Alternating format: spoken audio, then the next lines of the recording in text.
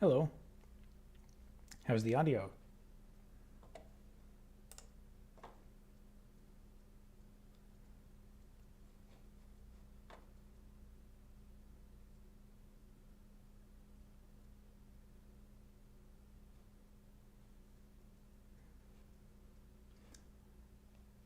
Let me just check out what the stream looks like after this advertisement plays.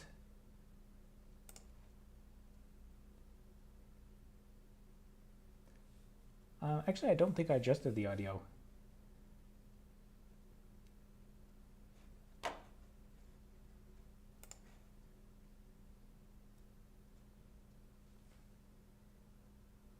Okay, that looks decent. That's better than what I had last night.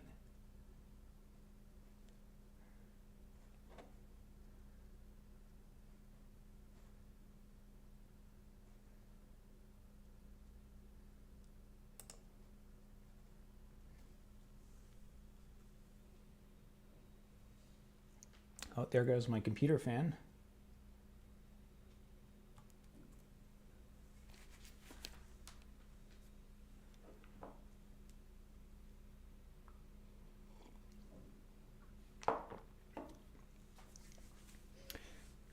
So this is my second test of the new setup. I think it's better than last night, but it's so much work to set this up. This took me like more than an hour.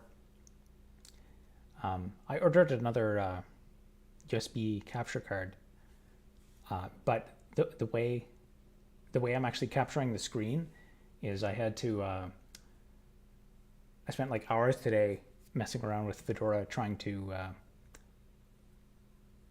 get either remote desktop or VNC working with it, so I could just like remotely connect to it and then capture the screen on my other computer because I don't have a second HDMI out.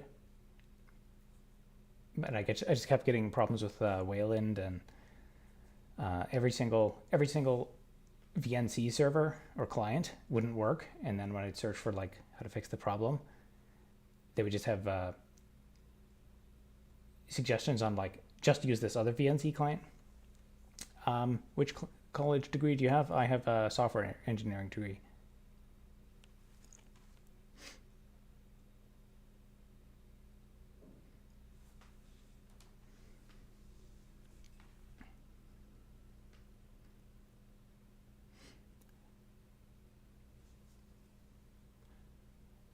Yeah, my setup is very limited. If I had more cables, I could like I could actually separate the view, because the way I have it right now, the chat is covering the text, but I just don't have enough monitors and cables and screens. But today we'll check out a different man page and maybe actually look at something a bit more.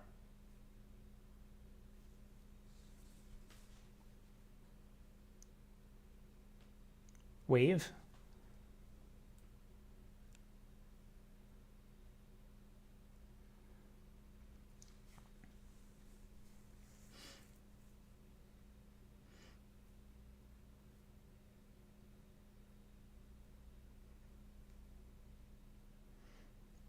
What's going on here? Just reading some man pages.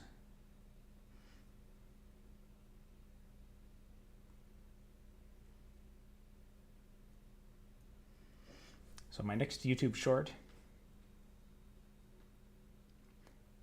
NDI tools and OBS Studio. Never heard of NDI tools. I think actually the newer OBS has a bunch more features. I think I'm using the default one. It comes in Ubuntu 20. I tried upgrading. Actually, the reason that I'm still on Ubuntu 20 is because OBS. I couldn't get OBS working on 22.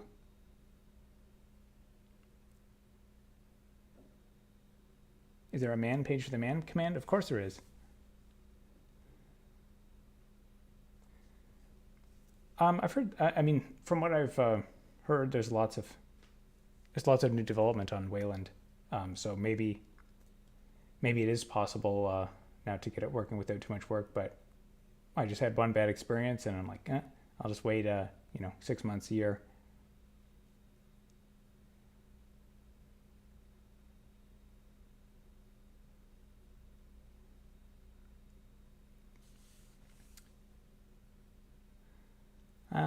Dude, he did a video on that. Seriously, who did a video on it?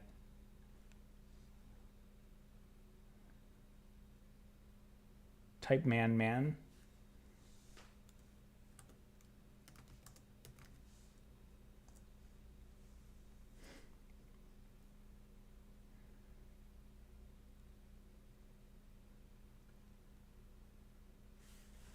Package manager logs from 2016. Apparently I was running Wayland even then. Yeah, I guess it's been around for a while. I'm not one of the people that really follows that stuff. There's too much stuff to follow.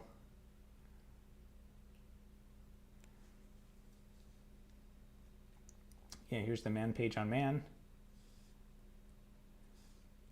So it says there's 9 sections, but actually there's more.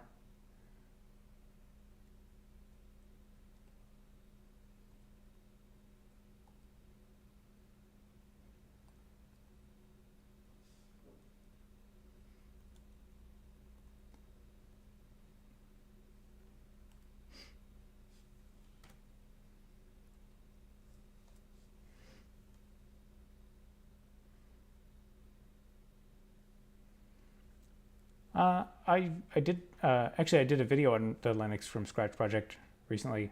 I did a run through of Linux from Scratch about 7 years ago. How about Infoman? Why not?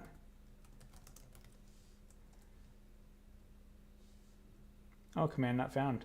I'm on Fedora, so. Oh, I guess yeah, Fedora has this feature where it just automatically tries to install stuff.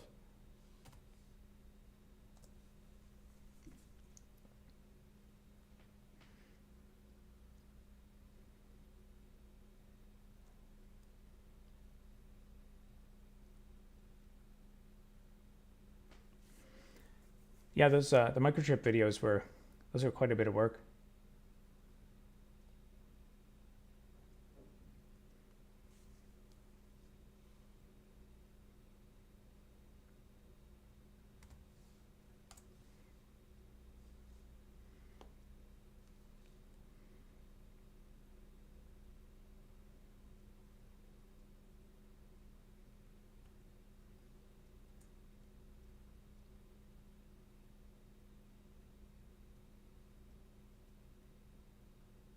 Oh, that's funny. I did Infoman, and if you look at the bottom, it says, I guess actually you guys probably can't see that part, but it says that there's no info page for man, so it instead of info defaults to the man page for man.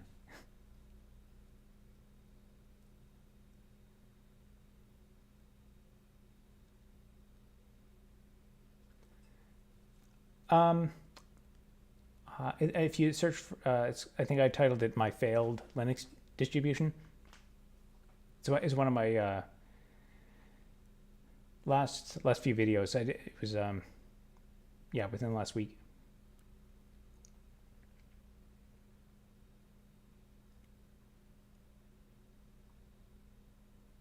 Oh, no Linux created in the Scratch visual programming language. I did not know that was a thing.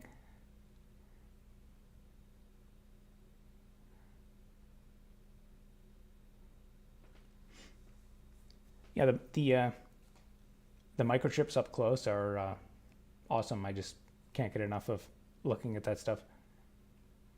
If I had more time, I'd do a lot more work to do some like well, if you guys watched my video on my movement stage, it'd be nice to do some more of that stuff and do some like image processing on top of it. I mean, theoretically, you could like just take like moving images and then turn that into 3D schematics of the actual chip itself.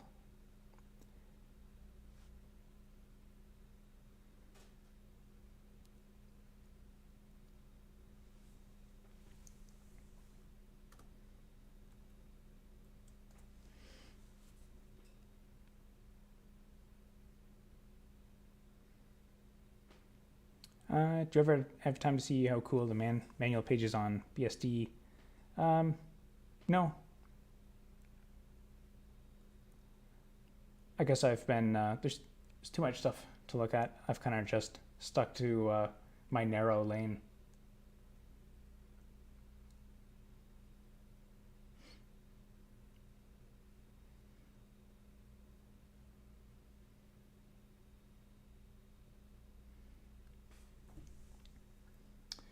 All right, so I think it's RunCon and CHCon are my next couple of videos. I gotta learn how to use these so I can explain them.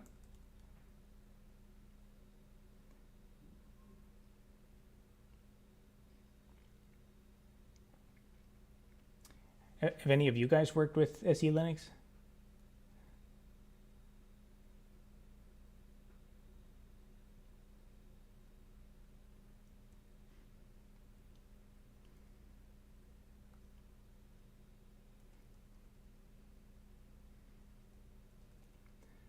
I think it's an interesting idea.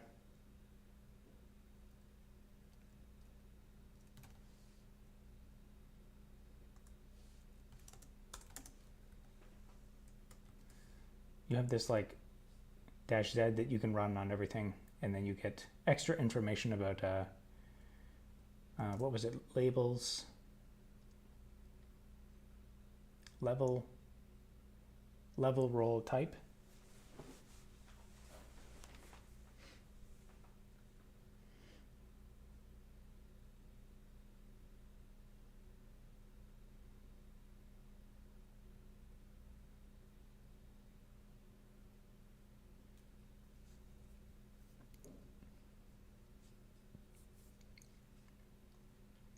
Yeah, it's kind of interesting. You know, in the world of like hacking and security and all that stuff, I've never really heard that much about SELinux. When obviously, you know, security is super important on servers and stuff like that.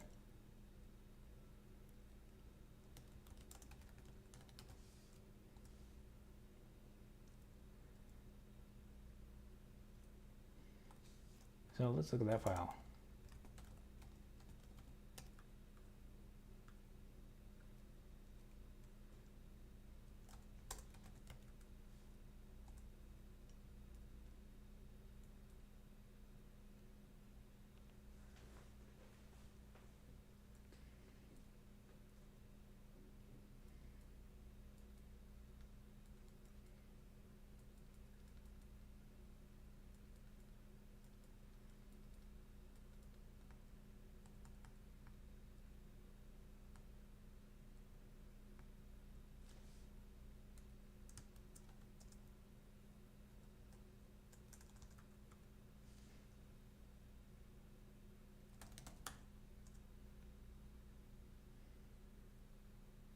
Hello.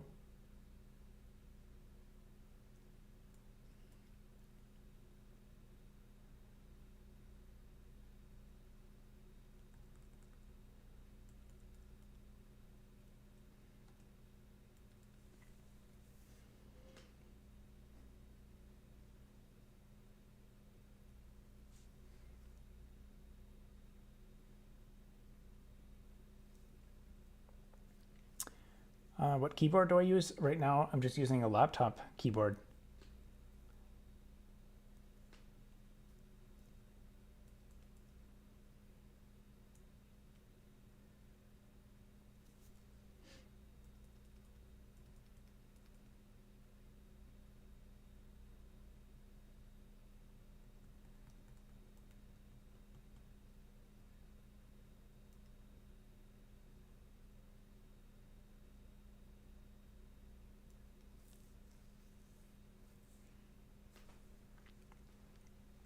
Hello.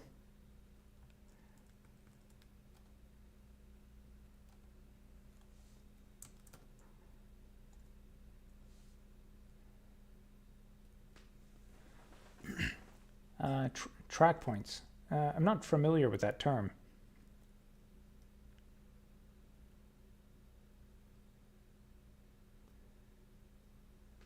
Initially, I tried to specialize.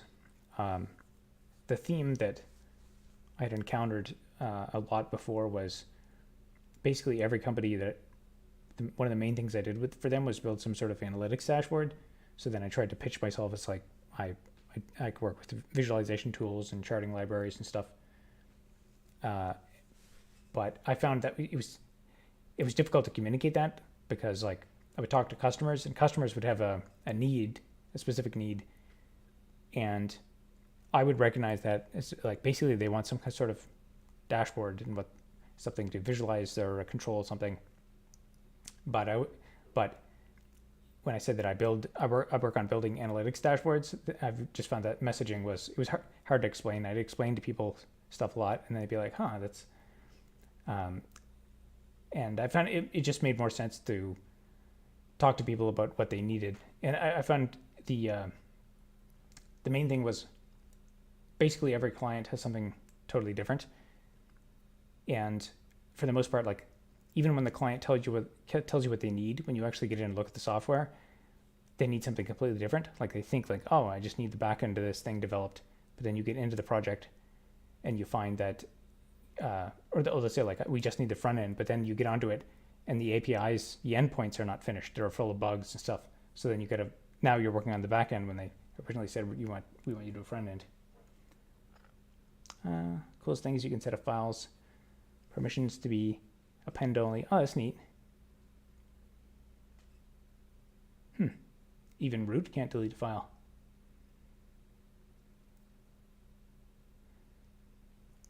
Yeah, I'm not familiar with SELinux, so hence the reading up on man pages.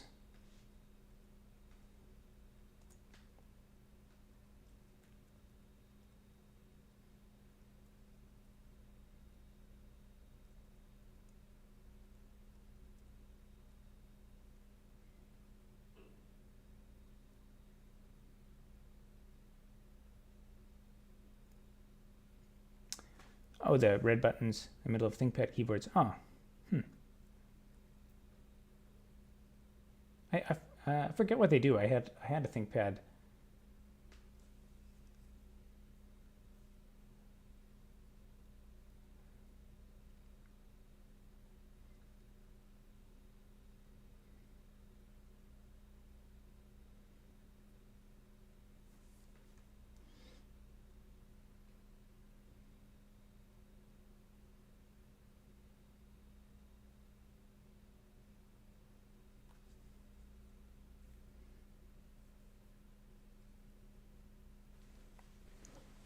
Yeah, the ThinkPads generally, I think, have pretty good support on Linux.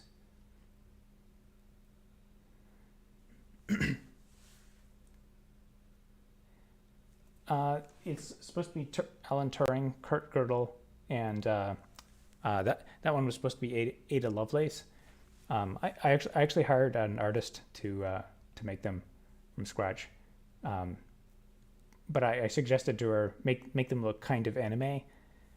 But the Ada Lovelace one doesn't quite look like her, but I like them. They're nice.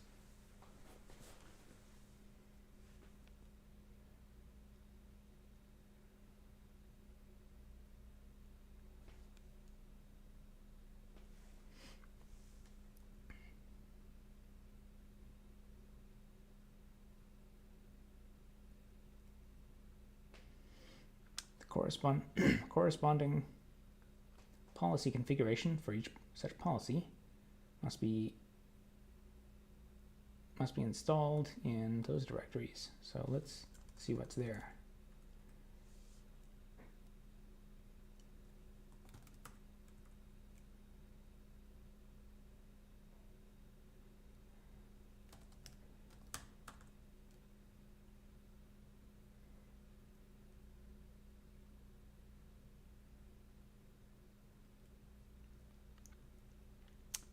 Hi, fellow Canadian from Quebec. Ah, Quebec. Everything's different in Quebec. That's the source of all the confusion in our laws.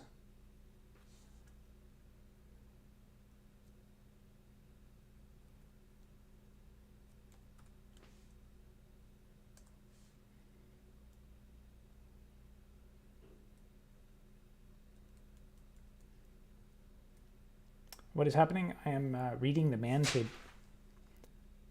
Piece of paper just fell down. I am reading the man pages related to SELinux.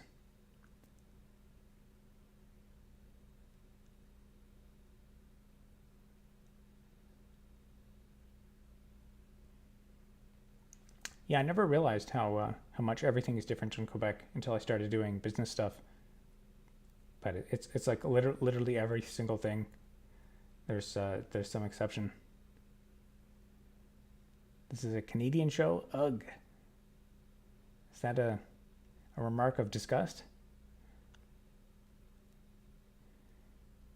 What is it like to have two major language cultures in Canada? Around here, there's basically, like in terms of official languages, I guess we have English and French, but there's almost no French people around here. I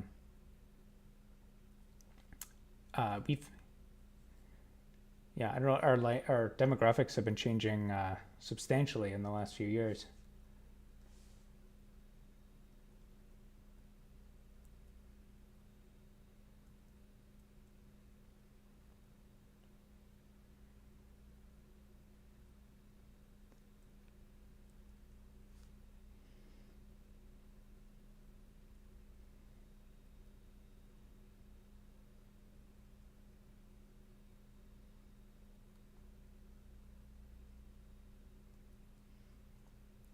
Rules for X events.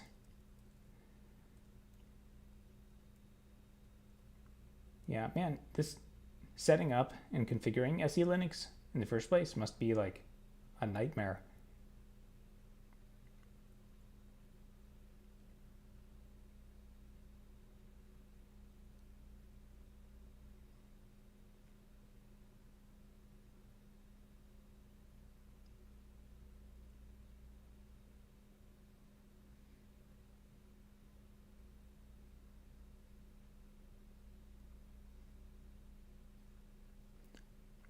Oh, BSD can't. That must be an event. I misread that. I thought it was BSD cam at first.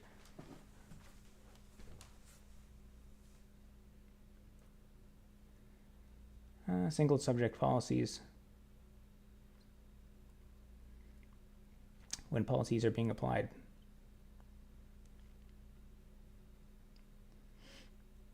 Yeah, it's kind of beyond me at the moment.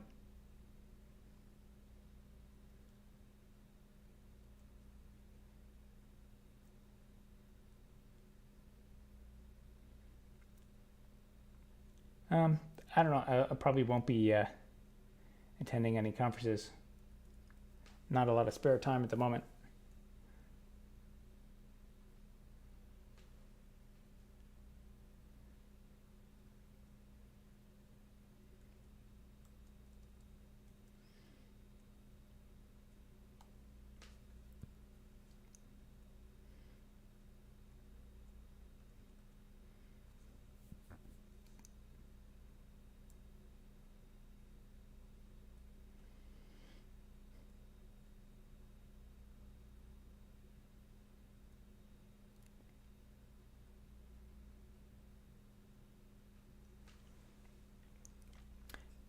I've messed around with AppArmor a little bit. I've had to debug it a few times to get stuff working.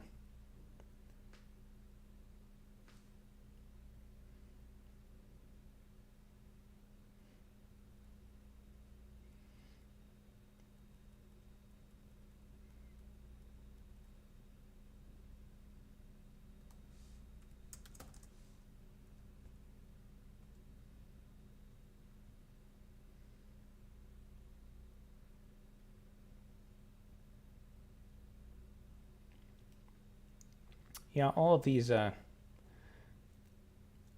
security things are a nightmare to figure out and debug, and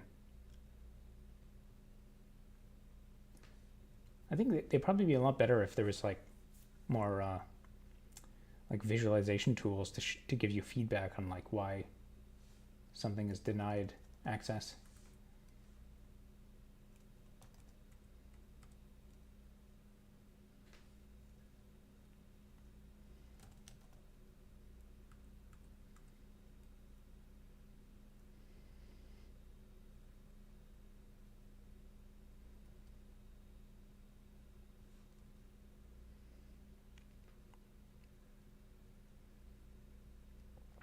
Thoughts on Flatpak, app image snap? Abandoning the package manager dependency seems wrong. I don't know. Like dependencies and packaging, it seems like endless chaos. People invent new solutions and then it doesn't get better. I know I've had a lot of people hate on snaps a lot, but I've definitely had a lot of issues with snaps. And the first time, like the fact that everything is kind of confined to that, like within that fake temp directory, that I almost lost my mind trying to figure out.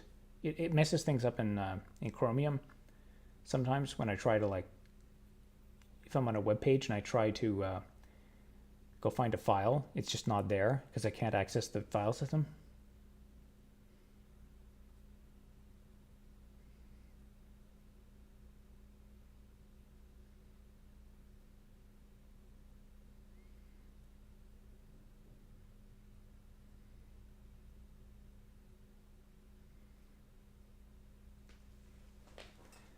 Yeah, the Bitflips video is that's definitely not a way to get rich. I spent quite a bit of time on that, but yeah, I'm not sure. It's a it's a data point. I think that video itself is not financially viable, but it could. We could also maybe have some like major news event someday where Bitflips suddenly are in the news because a plane crashes or something because of Bitflips, and then suddenly everyone will be Googling it, and then it may there's not very many other in-depth videos on it. Veritasium did a pretty in-depth video, but his video style is quite a bit different.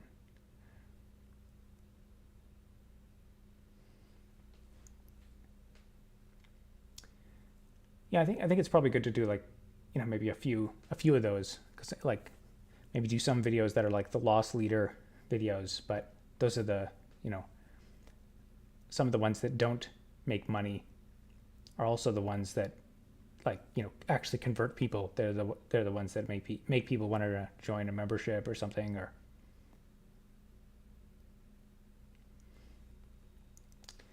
we'll see.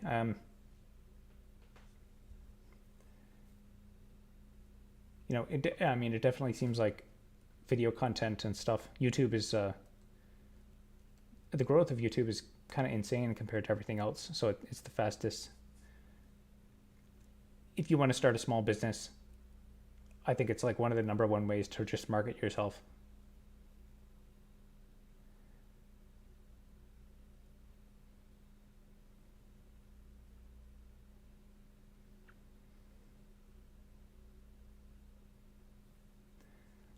Yeah, he mentioned, Veritasium mentioned that, his goal is to reach maximum audience. And he does reach a lot of people. So I guess in some ways too, you have to kind of sacrifice, palatability for experts to reach as many people as possible. Because if at least, in some ways, if you can put out a video and like experts will start to hate on it, that's kind of a good thing because it starts a discussion and an argument around that topic. And if you really want to get people into science and stuff like that, that's the way you go.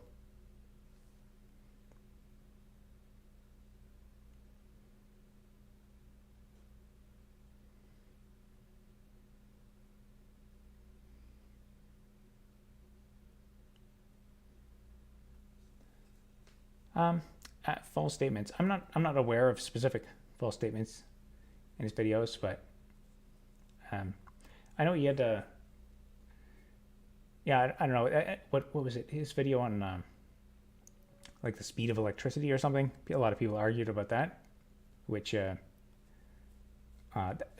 was, regardless of regardless of the accuracy of what he said, it was actually kind of interesting to see so much energy poured into so many like response videos on it. I think like stuff like that actually pushes forward science, because it was like the entire scientific community was talking about that specific subject.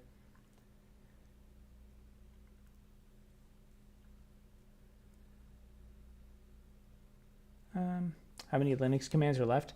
It depends on what specific version of core utils. If you're mentioning specifically my goal of getting all the core utils commands, I think there's only a handful left, but it depends on which version you're talking about. What do you think of your most popular video? Missile knows where it is. It's it's an amusing video. I'm glad that I got lots of views.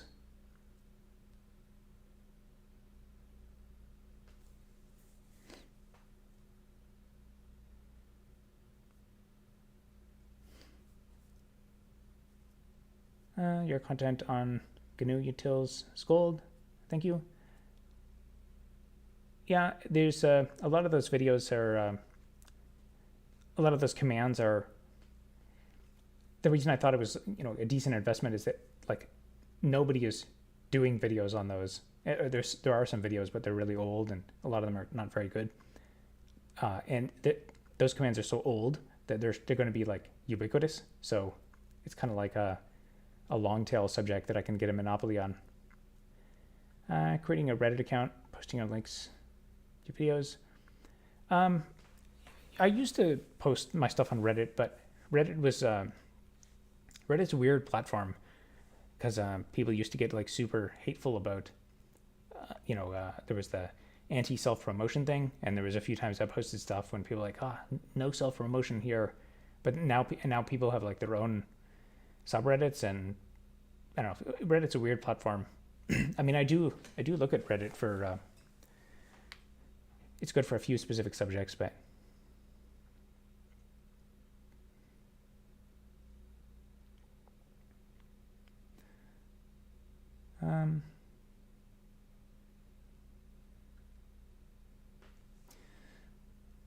when do I stop resisting client? I like who's shooting himself in the foot, but doesn't want to hear it.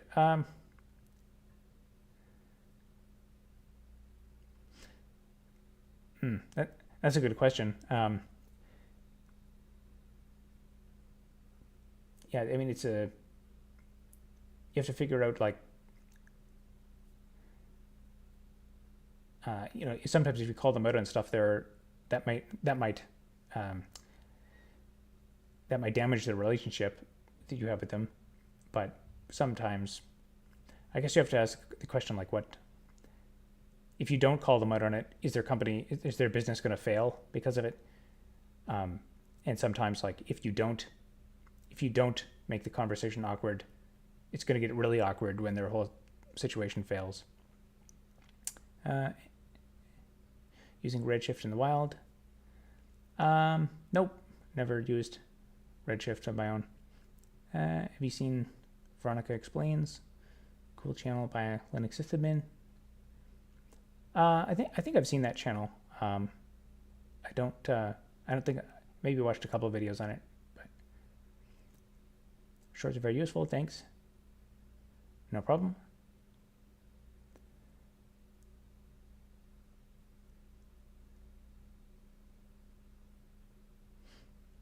Came across your channel trying to use awk for data wrangling a couple years ago. Yeah, glad I was of help. Yeah, a lot of people really like the awk video.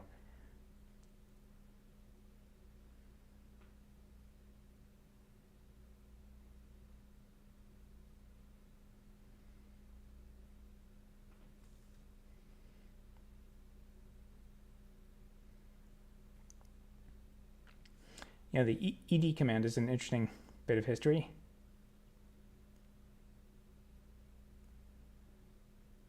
What's your take on dev content on Twitter? Thought it might be interesting. Loads of engagement-based stuff. Yeah, Twitter is a very, very strange platform. People joke about Twitter being a dumpster fire, and there's like crazy people on there, but I think it's actually true. Like, there's some of the people who are on Twitter all the time are like, I don't know. I tried getting into Twitter a bit, and like trying to interact with people and stuff. Like right now, my Twitter gets almost no engagement at all. I guess the stuff I post is not really on brand for what Twitter's for, but back in the past, when I used to get a little bit more engagement, people would always try to like draw me into political arguments, and I would try to keep the discussion on like purely dry, like technical stuff. And I'd say like, oh, this, if you do this command, it doesn't work well. And they're like, oh, it's just like this politician. And like everyone just wanted to get into an argument.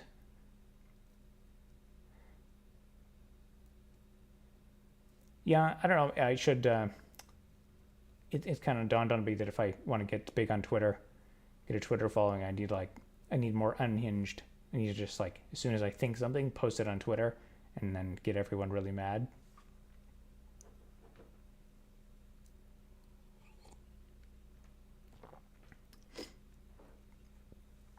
I think it'll trend on the Fediverse. Yeah, I've resisted getting onto that because I want to go where the people are, and most of the people seem to be on YouTube. So I don't know, like on the Fediverse, it seems like I'd be preaching to the choir. Like everyone on the Fediverse seems to be really already into Linux, GNU, stuff like that. But I want to take people who are not in that world and pull them in. Funny thing about ed command, work in a Linux environment. Inherit old C shell scripts from 40 years ago. Huh, one of them had an alias for ed. I thought ed was a user.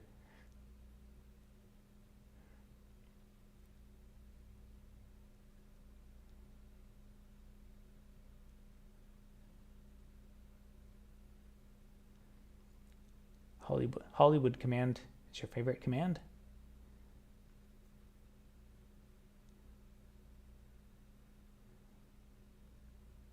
Oh, the apology video for spreading dangerous misinformation. Yeah, that's a problem. Always spreading dangerous misinformation.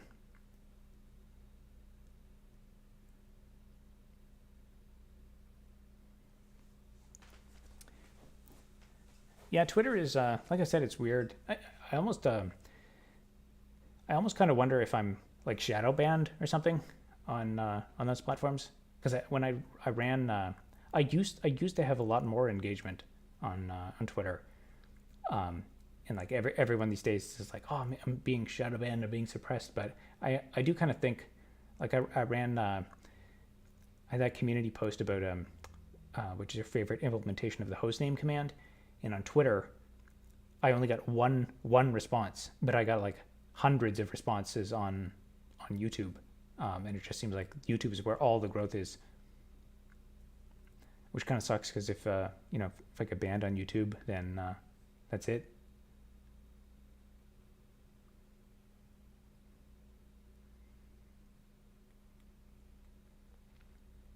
At work, I meme hard on my favorite Linux command is every day. Ah, that's good. You're helping spread my propaganda.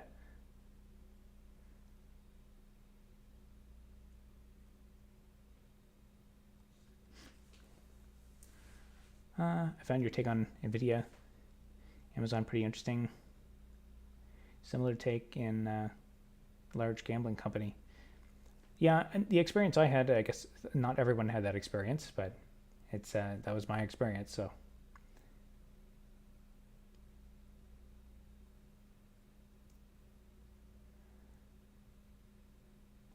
least favorite Linux commands. I was thinking about doing a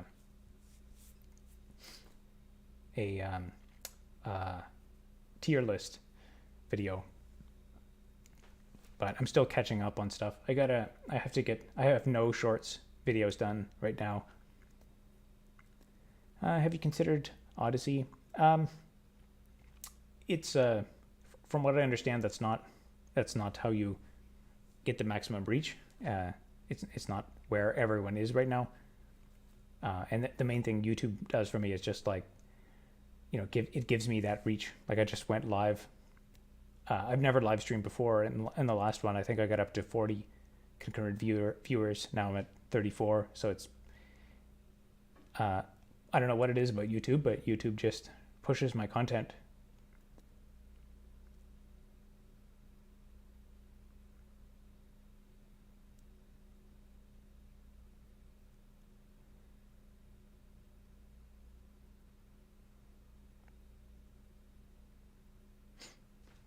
Yeah, I know there are quite a few tech people on Odyssey.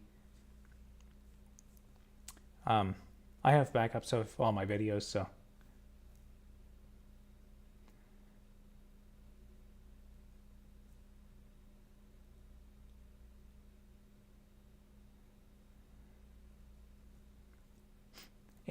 A backup for edgy boy political streamers. Yeah, I don't really do too much edgy. I don't know. I guess some of my jokes are some people might consider them edgy, but some people would consider them very milquetoast.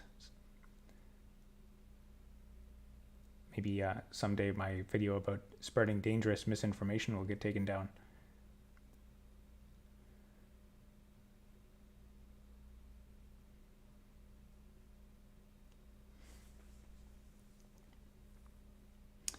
Difficult to focus on Linux without being technical. I think people would really appreciate free software if they understood the power behind it more. Yeah, I think a big factor is like people just need to be exposed to stuff, and that's one of the reasons I like YouTube and YouTube Shorts. So I make a video, I put it out there, and then the algorithm pushes it to people. And I've seen a few comments. Whenever I see comments, the people will write, like, they'll say, I have absolutely no interest whatsoever in Linux. Why am I being recommended this video? That really makes me smile, because those are the people that I want to reach, because then now they're getting some Linux propaganda, and then they're going to get pulled in, and before you know it, they're going to have a favorite Linux command.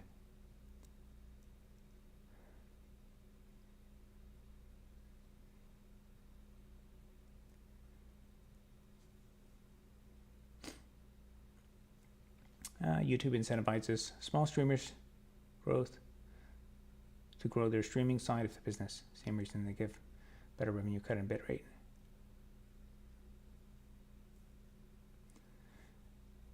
Yeah, I'm curious how the streaming would go long term. Like if I just streamed 8 hours a day, I wonder what would happen. I wonder if it would lead much to growth. I think on my last stream I lost one subscriber.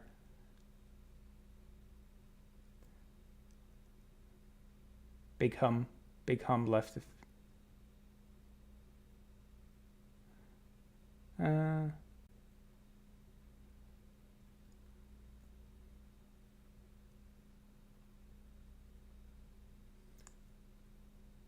So something just changed 30 seconds ago. Big Hum left the feed.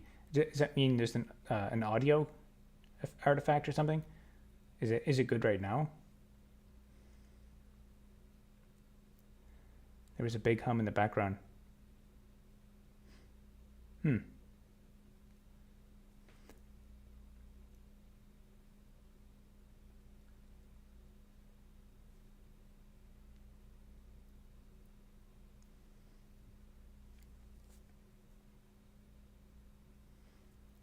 Yeah, there's I think there's some, like, I think upstairs there's some kind of humming or something.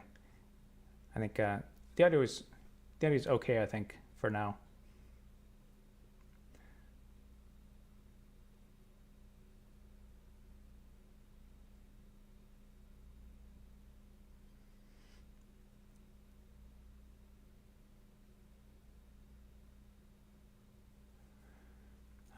See, I missed some.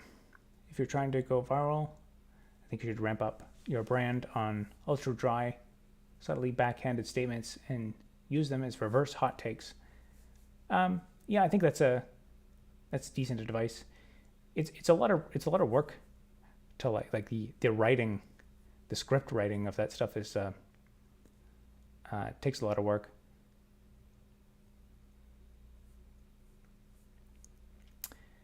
Focus your live content something at Twitch, and then push a more polished version of that to YouTube.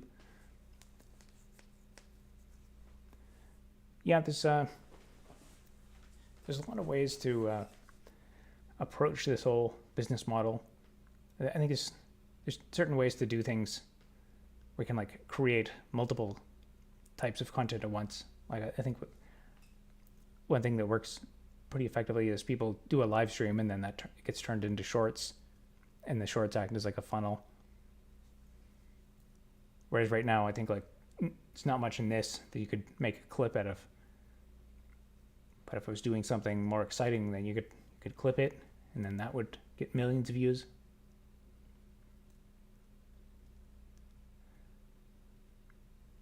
Making shorts on directories. I could do that. I feel like I should almost do that if I run out of content on the commands, but there's still lots of commands. I think I'm kind of hoping to get core utils finished, so then I can start doing some of the more useful commands. There's actually like a lot of the core utils ones are kind of ancient and useless, but then there's a lot of like really important ones that I just haven't even touched on.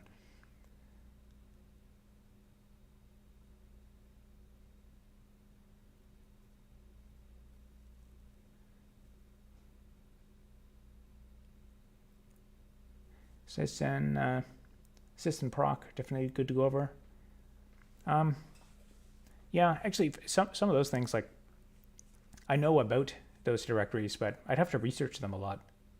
This actually quite a bit to speak authoritatively on it. I'd have to look into it a bit, and together with the research and the actual shorts production, it's quite a bit of work to make those.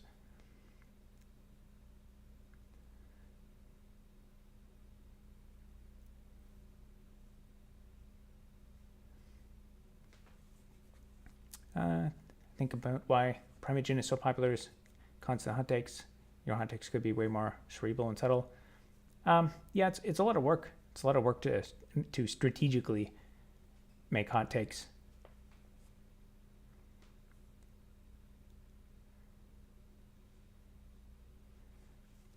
Unfortunately, pure education content rarely go that viral. Yeah, I kind of accept that, on like when you start with the kind of educational end of things, that it will never be as popular as like the pure entertainment stuff.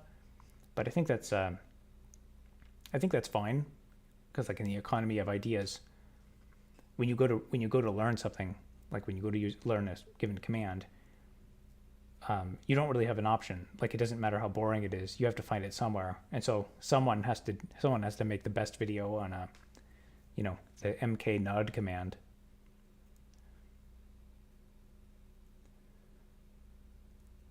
How's it going, Robert? Not too bad.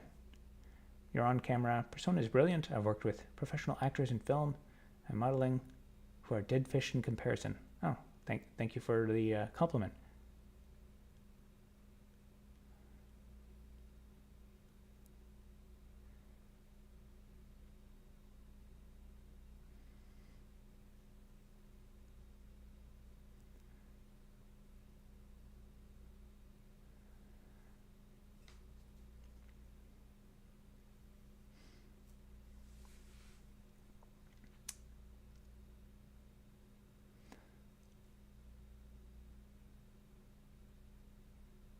Folks still use mknod in Linux. I think it's one of those things that there's no alternative for, if I'm not mistaken. There's like a system, there's like a kernel API call. I think it's the only way to make a block device node, if I'm not mistaken.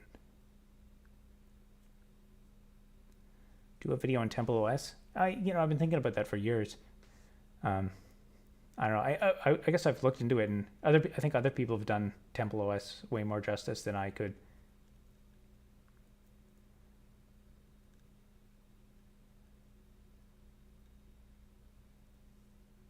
"1:30 a.m. here now. Hope you'll let this live to watch later." Yeah, I think it's after midnight here as well. "Please be sensitive if you cover Terry Davis." Yeah, I think a lot of other people have done the Temple OS stuff more justice.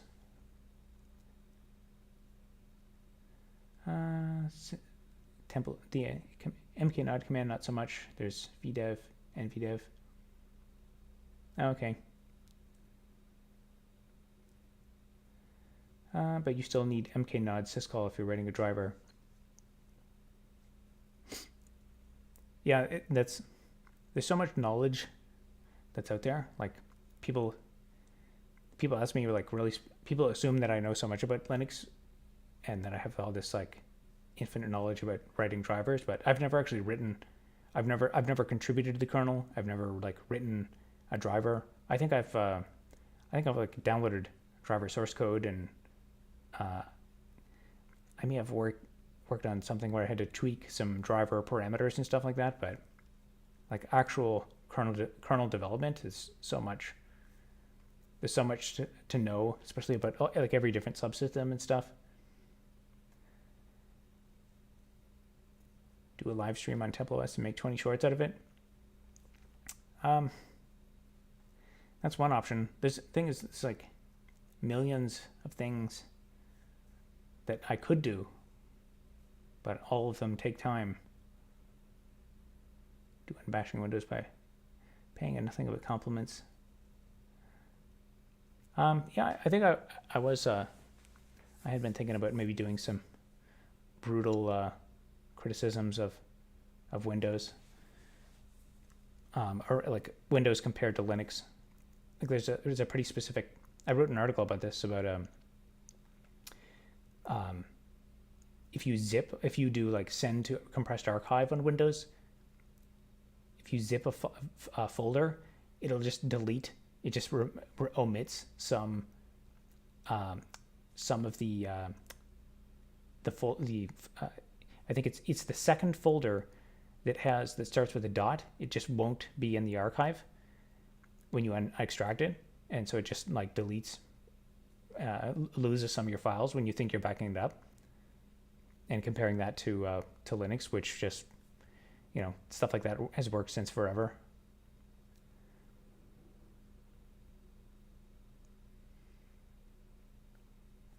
I set up various weird hardware as inputs using libvdev to make a virtual joystick.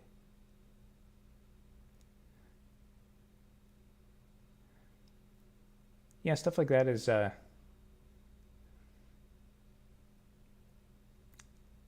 yeah, I don't, that's not stuff that I've done before, so I can't say much about it.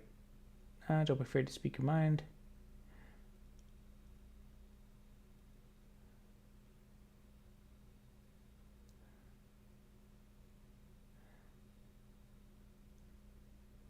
See also in mknod man page about mk50.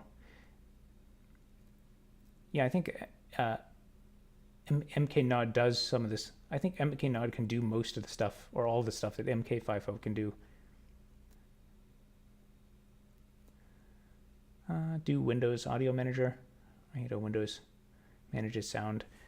Yeah, I guess Windows is. I haven't used Windows in years. Like when I try to help my parents now with Windows, like I find the basic assumptions I have about how to use a computer are no longer true when it comes to Windows. There's just so much about it that's and especially with like they're trying to connect everything to the cloud and jam it full of AI stuff, and like basic concepts like the permanence of a file. I don't know if I can trust that anymore.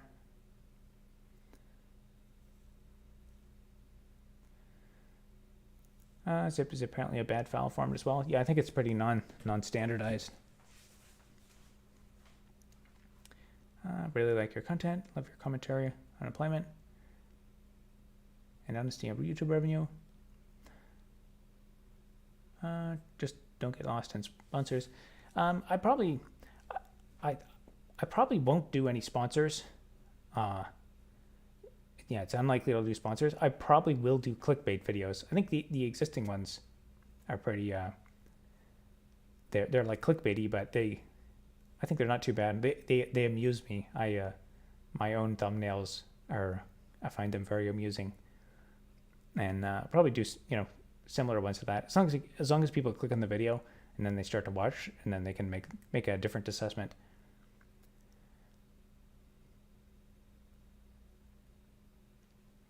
The story about the guy who developed it is really wild. Yeah, I think I watched a documentary about that. It was quite a while ago now. I don't remember all the details, but I know he had a tumultuous life.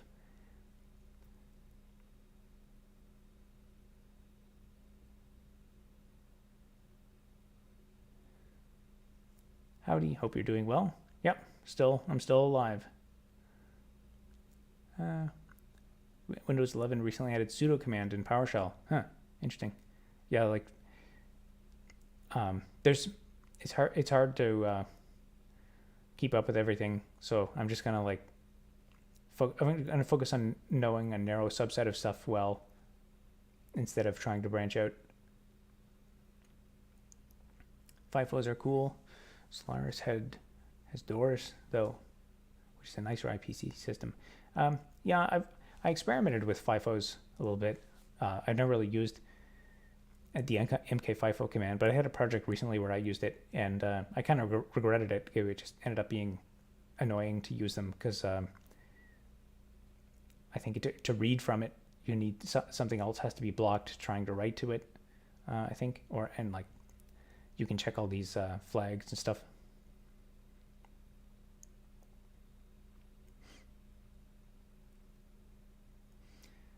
Will this live stream be available after it ends? I think it will. I'm not a live stream guru yet. Love your clickbait videos. Thank you. Windows 11 is what considered me to go fully Linux. Spend a fair amount of time. Yeah, it's like all of the there's a lot of really fair criticisms about Linux and how broken it is, and it's like frustrating and stuff like that. But Windows is getting so much worse that like all the terrible criticisms you can have about Linux are also basically just as bad in Windows.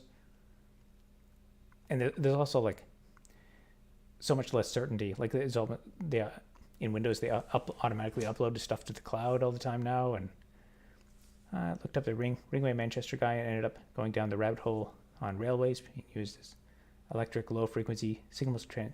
Oh yeah, I actually watched that exact video. You seem like a guy who used SELinux and AIX.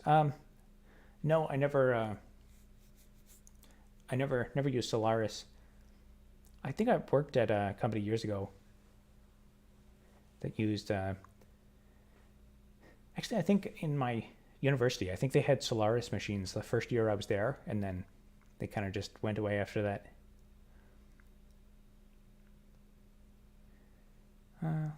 Life's not worth living if you experience the torture and to actually prove injuries before anyone believed it took place.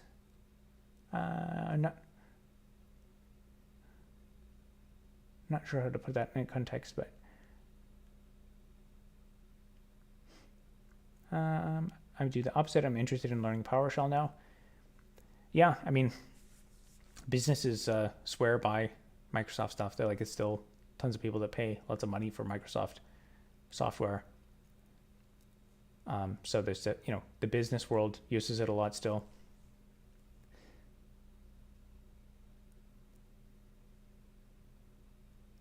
Linux also has this cool concept, abstract sockets. Nope. I'm not familiar with that concept, abstract sockets.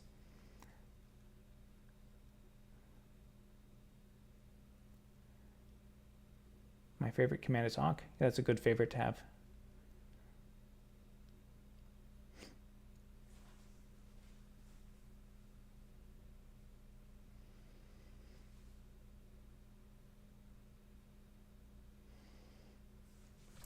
let's go back. Let's try to do a bit more reading. Look in the context here.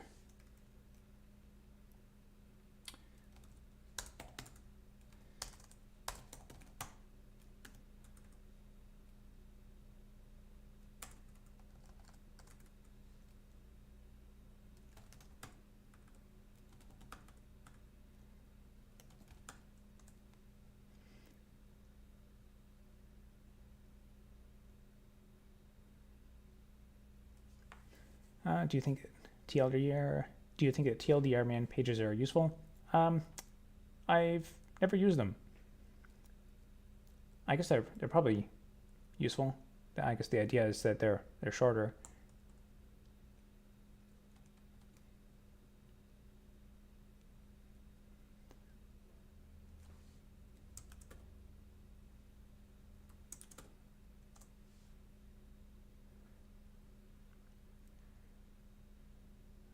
Is the green light casting you from the terminal? No, it's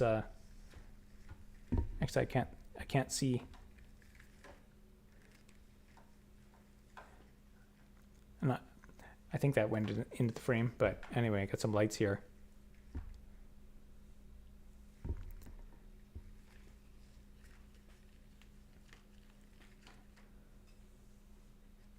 Is the green light not strain your eyes? Nah. It's not that bright.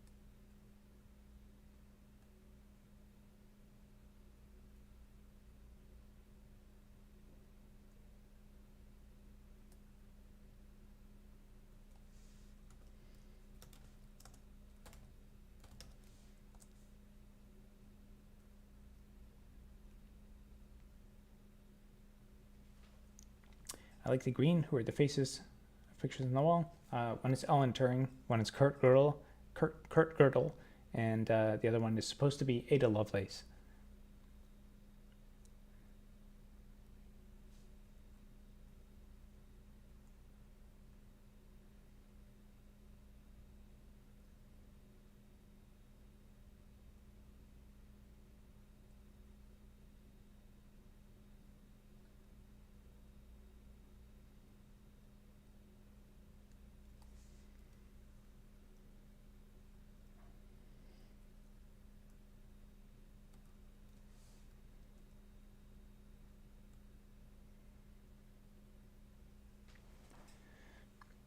How do you feel about AI like Warp? Warp, that's that like AI assisted terminal. I have not used it. Yeah, I don't know. I don't know how to feel about all this AI stuff yet. In the times when I've used it, it's like, you know, for stuff that's in the data set, it gets the right answer a lot of the time, but it's usually for rare things that you really need to depend on these tools. But when they for like really specific rare problems, that's when there's not a lot of data. So that's when it's most likely, when you need it most, that's when it's most likely to get the wrong answer. And that's a problem with a lot of these large language models. One of my students used Warp Terminal. It's pretty awful. Yeah. Yeah, in a way it's I kind of like, I almost want to just ignore all this AI stuff and be like, you know, I'm better than this. But it's good enough that I feel like I can't ignore it. and I mentioned in the last live stream that I think a lot of these tools are going to be much better for like fraud, hacking, deceit, inauthentic behaviors.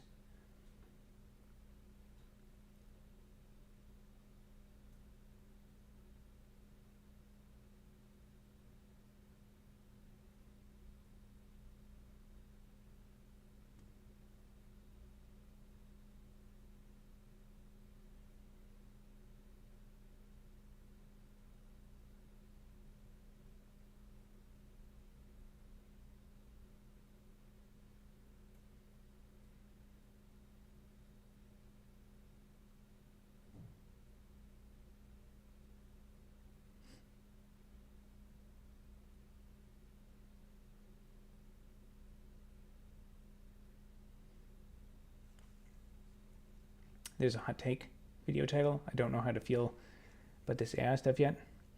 Yeah, I don't. I think a lot of people have that same opinion.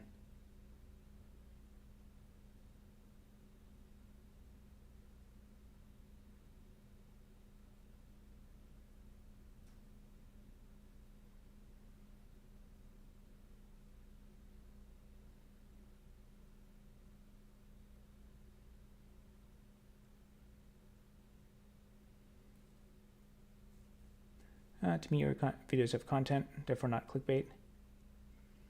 Yeah, people use the term clickbait to mean a lot of different things. I think that, the time when clickbait is a problem is when you click on stuff and you're like, oh, I'm totally disappointed. But if you actually get something, if it baits you into clicking on something that's actually it delivers value, then and I think it's part of the culture of YouTube just to have like ridiculous thumbnails and titles. Most people who've used YouTube a lot understand that.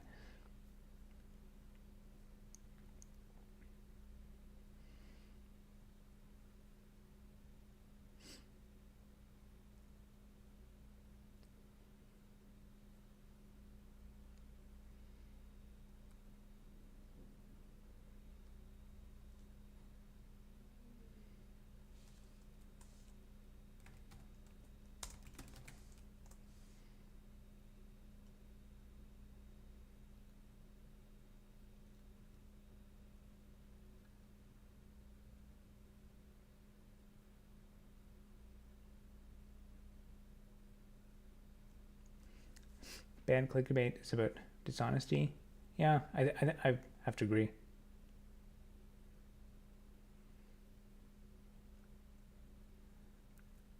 Fun fact, you can do TCP, UDP programming using Bash.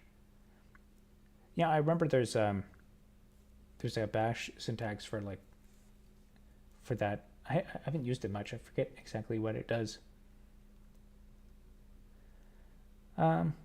What book do you use for OS fundamentals? Oh, you're asking that to someone else? I did a bunch of OS courses in school.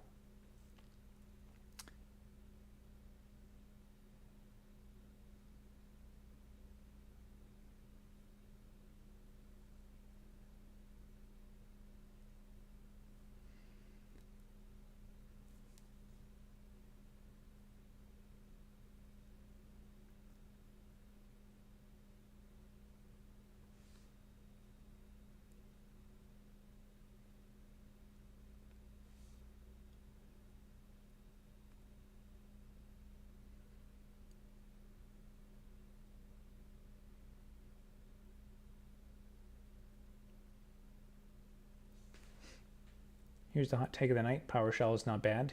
It's good. Yeah, I guess any kind of shell on Windows is an improvement over cmd.exe, which is all they had for years. I'd like a book recommendation if you have it for learning Linux. I honestly don't read many books.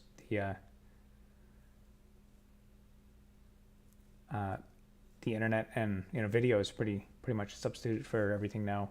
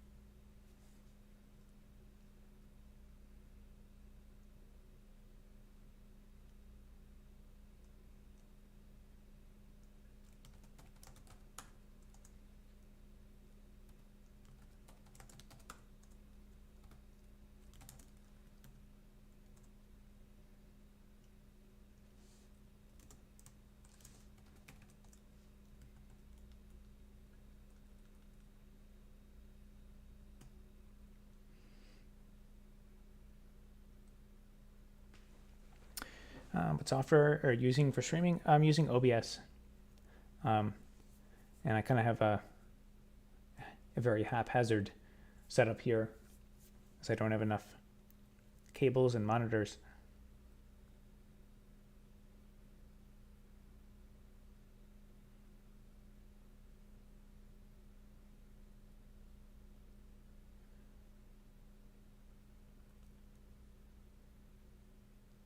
We have an unofficial Discord server, but 3 people joined. Oh, for like this stream or my channel. Robert just won. You're a great man, and we all love you. Oh, well, thank you for the kind words.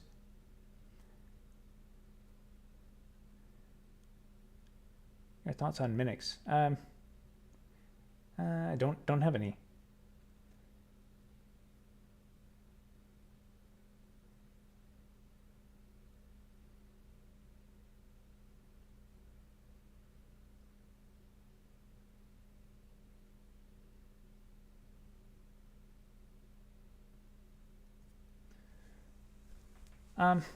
Yeah, I might.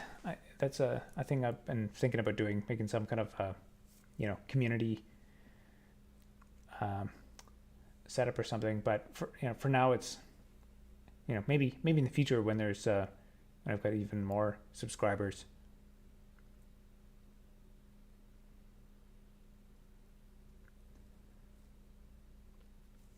Everything about doing Temple OS videos. I have thought about it, but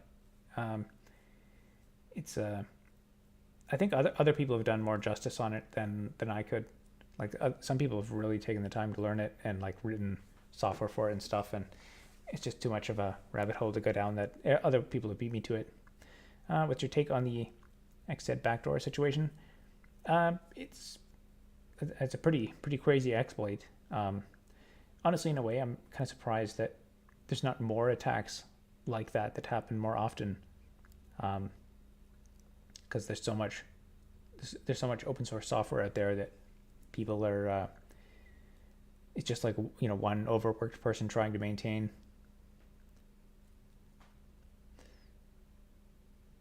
We go through some challenging, interesting problems. I guess I kind of already do that.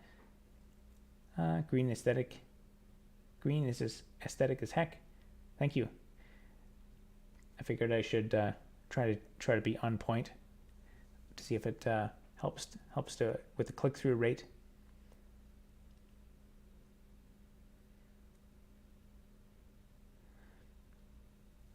Canonical try not to let malware in the Snap Store every week challenge. Impossible. Yeah, I've heard about that. That kind of one of the reasons I wanted to use Ubuntu is just because I figure it's so ubiquitous, and I want to feel relatively safe downloading, some package that someone says from the official repos. But the fact that there's these malware snaps, and apparently a few of these Bitcoin wallets and stuff like that had a bunch of malware in them. And I mean, stuff like that should be any Bitcoin wallet stuff that should be heavily scrutinized, but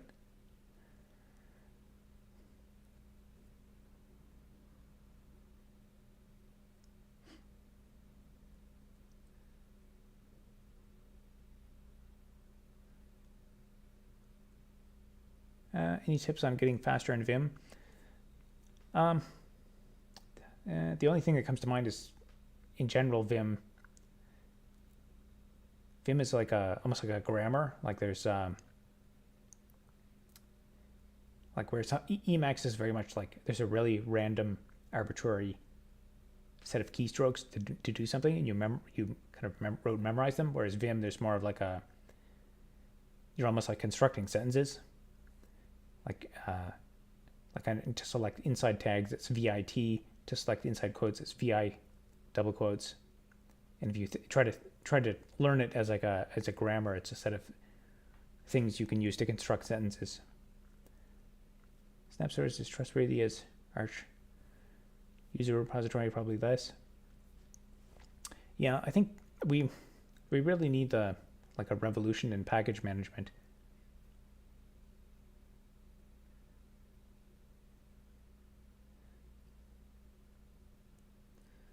What programming language do you use most frequently? I'd say it depends on the task, and like I use Python for like low fidelity stuff, like any kind of throwaway project that's less than 100 lines. I use like Python or Shell. If something has to integrate with this system, I'll use Shell code. For like more scalable stuff, I'll use Java usually. How's your ZFS things going? Pretty good. No issues, no data loss yet.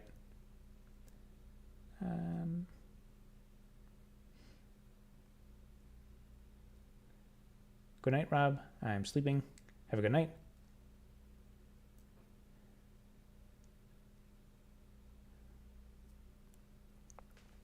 There are also several good books on Vim.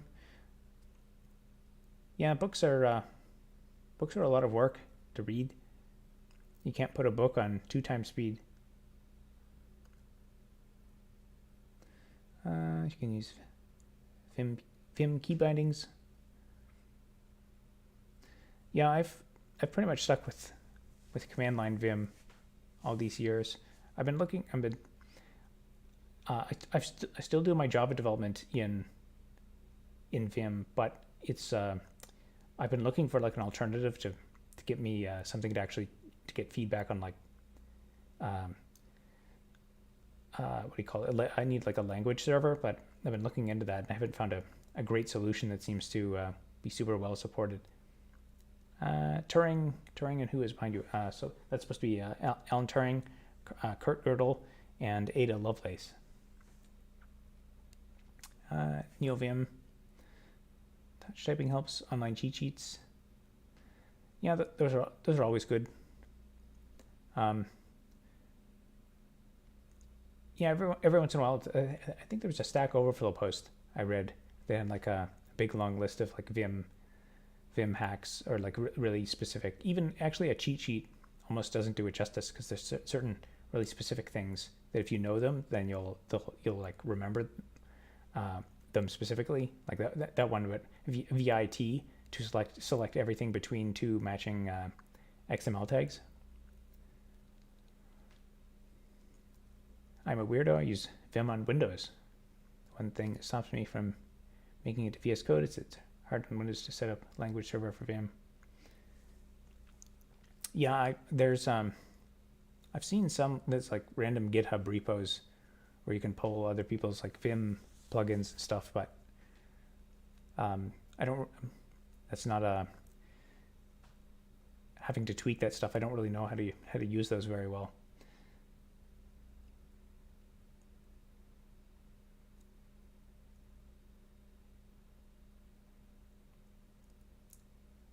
You can 2xp, just skip every other page. Yeah, you could. That's one way to do it. I'm teaching myself how to code instead of learning UI web development. Decided to learn C and networking. I'm headed in the wrong direction. Any advice?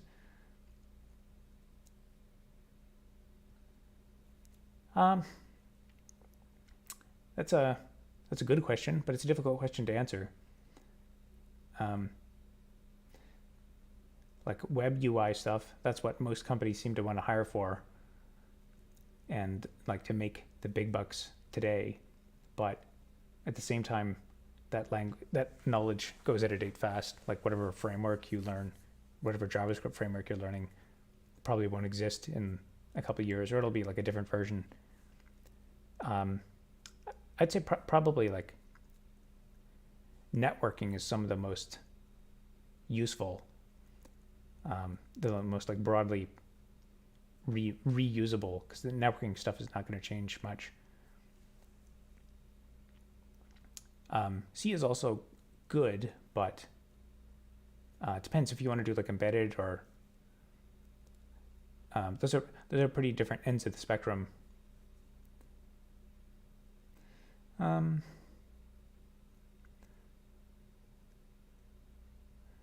Just read the first and last sentence of every paragraph. Yeah, it's another improvement.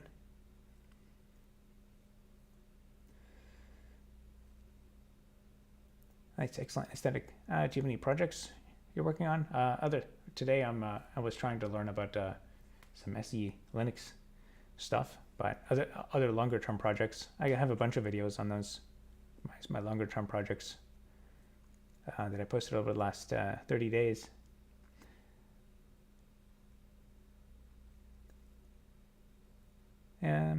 At Cody Radcliffe, it depends on what you would accomplish. Yeah, I would agree. It's I mean, I guess I have also done the same. I learned a lot about networking in C, but also most of the stuff that made money was the front end web. But all the front end web stuff that I learned years ago is totally irrelevant. But the C and the networking stuff, that stuff is basically unchanged.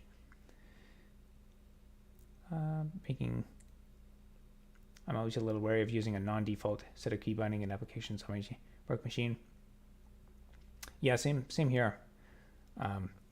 That's kind of why I try to just stick with defaults, because like if I learn the defaults, then they don't change. It's the wasting time trying to configure stuff so much that takes all your time away.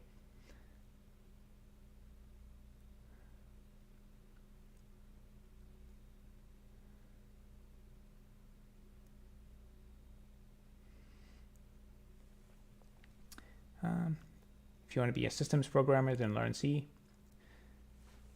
Yeah, I think, of course, there's everyone's saying you should rewrite everything in Rust, but there's still so much stuff written in C.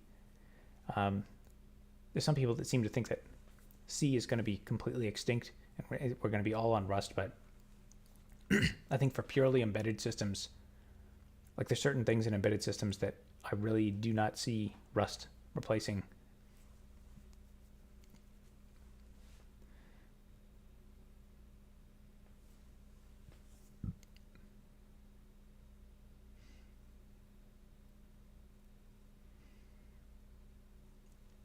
I really appreciate the answer. Just a goblin sitting in a basement teaching myself, so I don't have a reference. Yeah, it's difficult. It's almost like two different answers. There's one answer you could optimize just for like the programming theory, like how to be a good programmer, but then also there's like the job market. The job market is crazy, and there's like certain things that are lucrative, that make a lot of money really fast. And I guess it also depends on where you are, where the job market is. It's like in the place you live.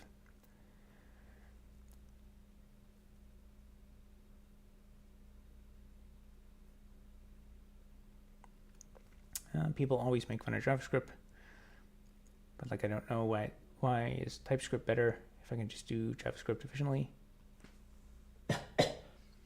I guess TypeScript is better because you get the extra type information, and without the type information, JavaScript errors and like when things go wrong in JavaScript, it can be pretty difficult to figure out what's going on.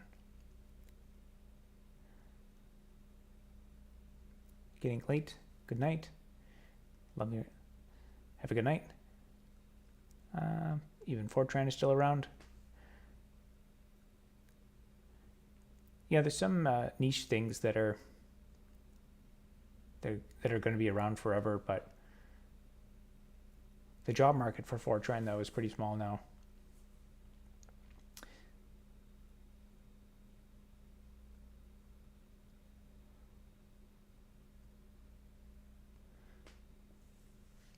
Someone is actually maintaining a modern version of COBOL. It's wild stuff. Yeah, COBOL, I learned a little bit about that, and because it's originally designed for punch cards, everything is it's based on like the column width, so like where the column where you put certain things matters. I think that's COBOL, either COBOL or Fortran, probably both actually.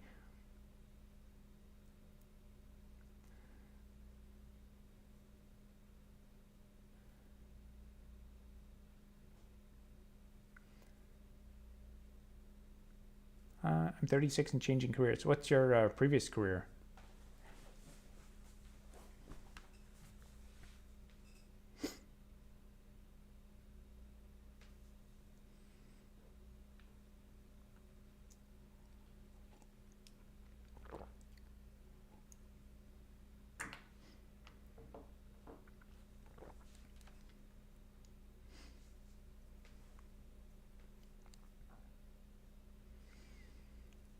rig hand and then float it around. Doing for drilling for oil isn't necessarily a transferable skill. Yeah, I think almost the place where you can really shine is like the kind of intersection between careers. If you were involved in like the manual labor for oil drilling, I'm not sure if I can't really think of any intersection there, but I also think that the places where you can get like the lucrative careers that other people don't, or where if you can somehow strategically figure out a way, some like social way to get into a job that involves like that kind of technical stuff, like some kind of niche thing where something to do with,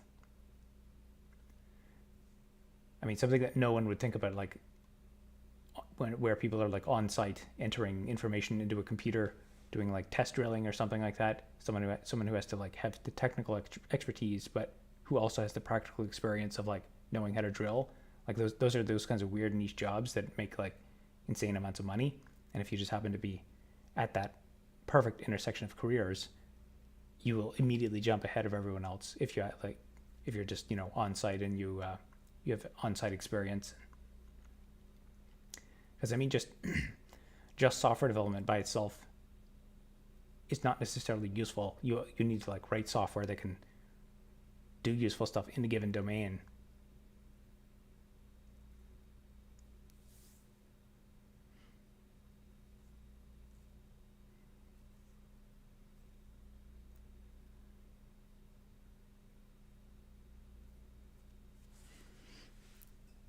There will be big demand for welders. Yeah, we're not going to have robots doing all our welding. I think for that stuff, welding is you can do like, if you have high volume repetitive stuff, you can automate that by like random ad hoc, like if your bumper falls off your car or something, you need it welded. You're not going to have a robot do that. We're going to have people doing that for a long time. Yeah, that's actually an area like to Cody Radcliffe. If you probably know better than me, like what are the most technical things that are adjacent to what you already did, and if you can like talk to, learn some of the programming stuff and then like talk around within your network or to find something that's like the intersection between those two things. And if you have a couple of credentials and stuff, then you might be able to just jump ahead of everyone else because you've got both areas of the domain knowledge.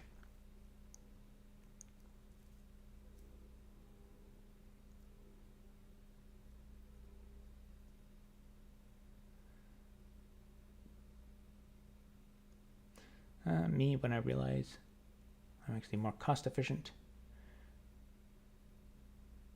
than some 3 degrees of freedom robot. Yeah, for a lot of stuff. There's a bunch of stuff where we're like, oh man, we're gonna get AI to do this, but then recently they found out it was people doing it. I think that the Amazon I think I saw that somewhere, that the Amazon automatic checkout thing, it was just people who were looking over the videos, and it wasn't actually there actually wasn't any it wasn't done by automation, it was just manually done by people.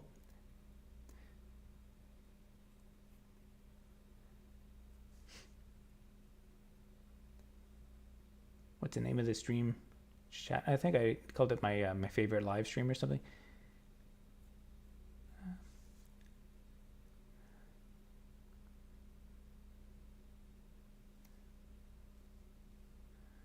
School would be great, but isn't realistic for me right now. Yeah, there's there's a lot of paths to success. It's hard to give generic advice.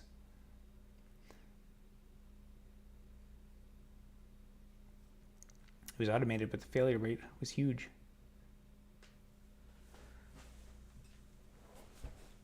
Yeah, this. Oh yeah, the YouTube live stream is my favorite live stream.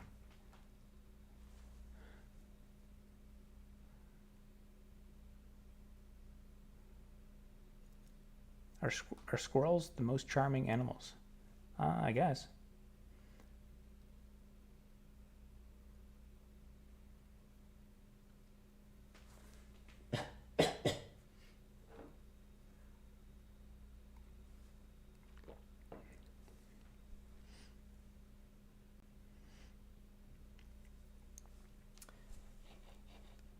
All right, let's do a little bit more reading on this. So looks like these files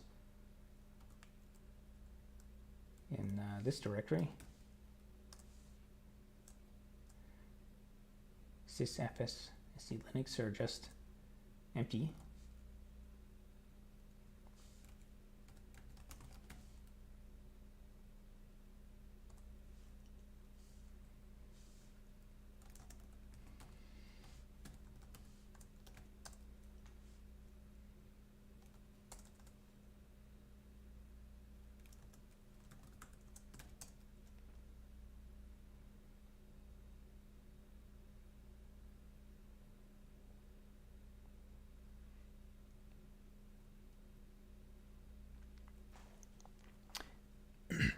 Hard to give advice when tech industry is kind of not in a great position. Yeah, it is. We're in a transitionary period. I think something that sounds disconnected, but I think the Federal Reserve's decisions on interest rates are going to be a really big deal.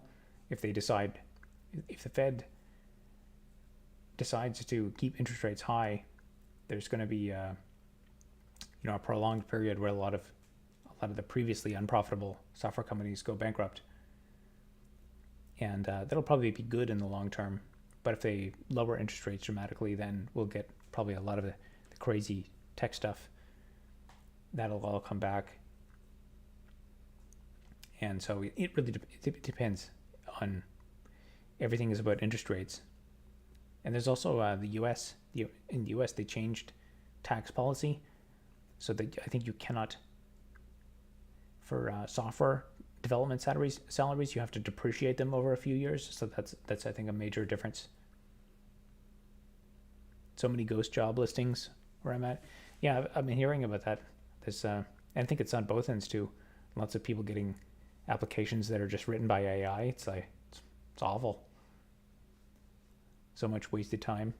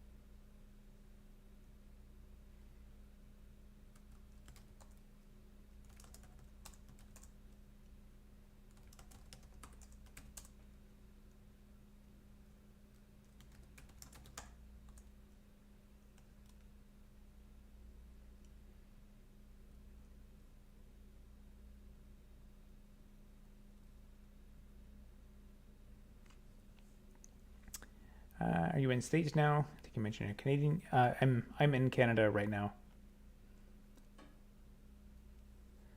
This is such a chill vibe. Excellent.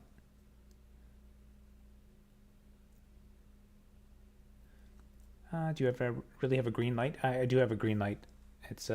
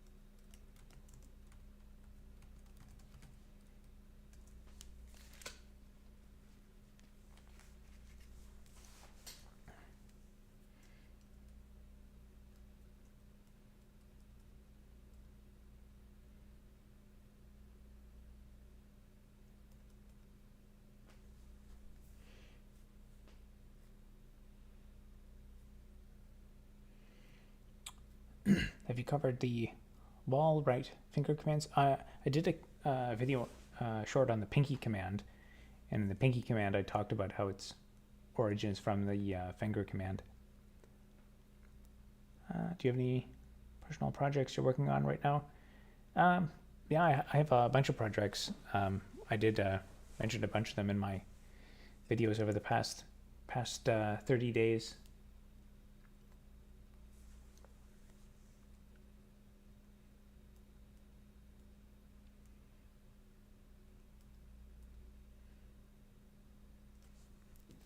For the game one, yeah, that's one that I want to get back to. Honestly, I have too many projects.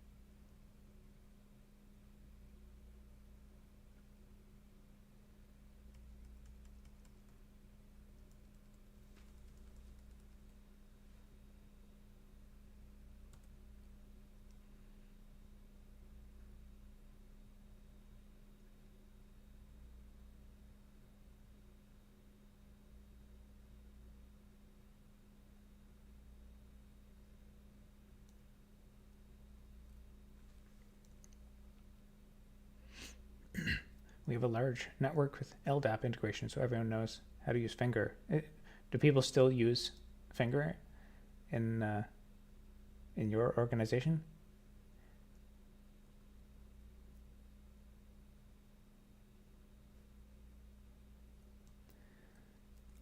Jonathan Blow keeps saying he didn't really learn anything from uni, so I keep telling myself I'm not missing anything. My opinion on university was it teaches you, like, you pretty much just teach yourself. The professors don't really teach you that much, not necessarily because they're bad, but there's just not enough time to learn it in class. And I found what university did give me was it taught me like the standardized language to speak in, and I think that was more important than anything, just because, like, if you're kind of like a genius savant and you have your own, idiosyncratic way of doing things, other people will find it really difficult to work with you. But if you kind of make everyone think the same way, then and speak the same way, and write the same kind of documentation, then that's really where you can do like scalable projects. And I think I recall that there was some kind of like rigorous interview question that they asked to Stanford students, and effectively the question didn't really test your knowledge. It tested whether you had taken a specific course at Stanford. And so basically it was just a filter to see, have you gone to Stanford University? And what that basically does is, like, that way you've been exposed to all the same set of ideas, and so you can all communicate together, which is, I'm not sure that's necessarily the most productive thing. It's like a kind of like a local optima.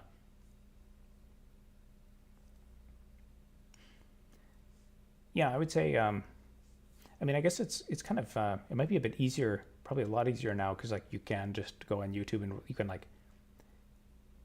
you can figure out on your own if you're like doing things in a really strange way. So you can just see like how do other people do it? What's the standard in the industry? I guess it depends on who you follow, though.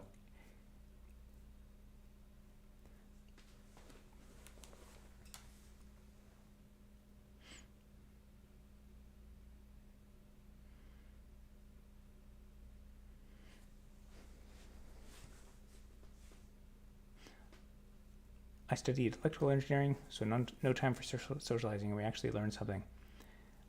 Yeah, I spent a lot of my time in university just studying in my room.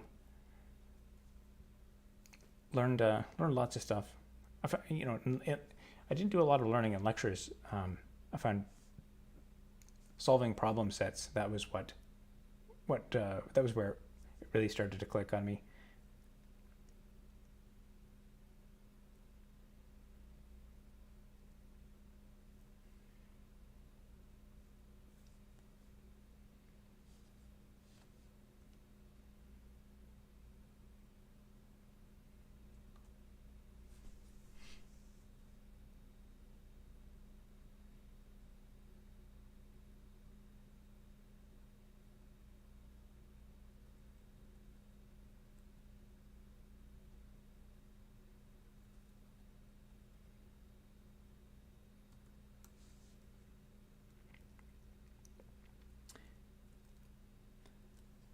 Getting late night, y'all. Yeah, I should probably go to bed myself.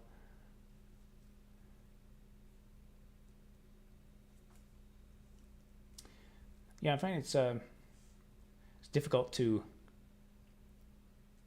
get any depth on these subjects while live streaming. Lots of chats to read. I could almost pretty much just stare at the chat and talk directly with chat the whole time. A few professors in my school are extremely caring for students. Sadly, not all of them. Yeah, it's professors only have so many hours though too, and some of them are really good at office hours. I kind of wish I had taken more advantage of that in some cases, but headed for bed too. Total eclipse party. Oh yeah, I forgot about that.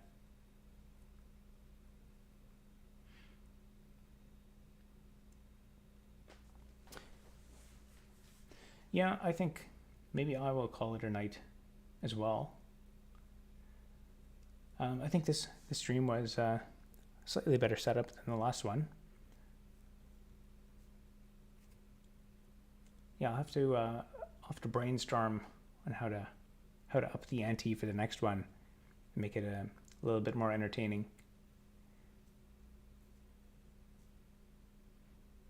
Yeah, do you guys have suggestions on how to make this stream a bit more entertaining? I think the thumbnail with green man sitting in the dark is interesting. Maybe to click on once, but then after you watch someone read man pages for a few minutes, it gets pretty old fast.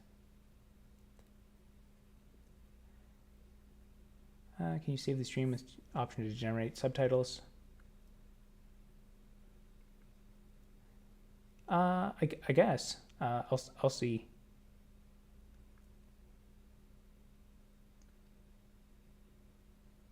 This looks great. Temporary chat room of like-minded individuals. Yeah, I guess it was successful in that way.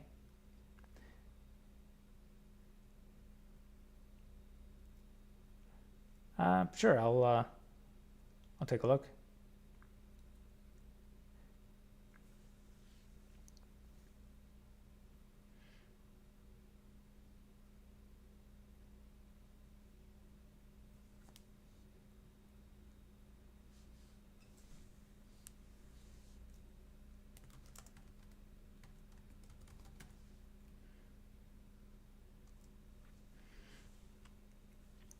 You can think out loud while working, answer questions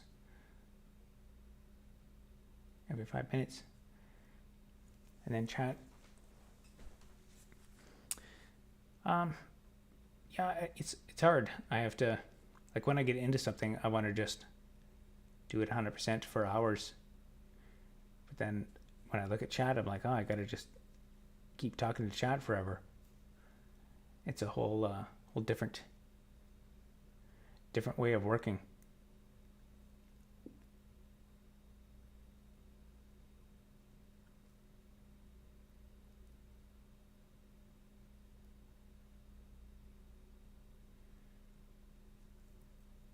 Other tech streamers are big on visuals.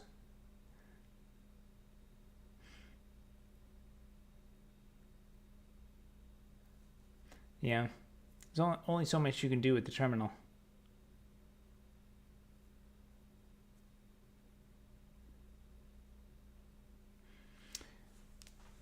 All right, I think I'll probably call it a night there. Thanks for joining, everyone. Yeah, not sure when my next stream will be, but yeah, you'll be seeing more of me.